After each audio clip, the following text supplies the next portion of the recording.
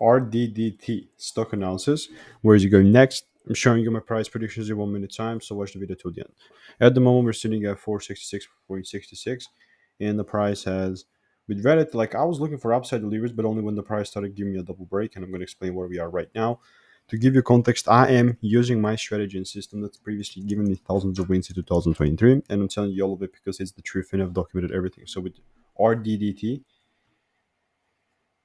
so we saw one break here and then a second break right there, So we're already in a bullish trend right now. We can make an argument on it, and honestly, if I'm looking for anything bullish, it's going to be to target these highs, and it's going to be if the price comes into this zone here and gives me the rules. So then I take to the highs.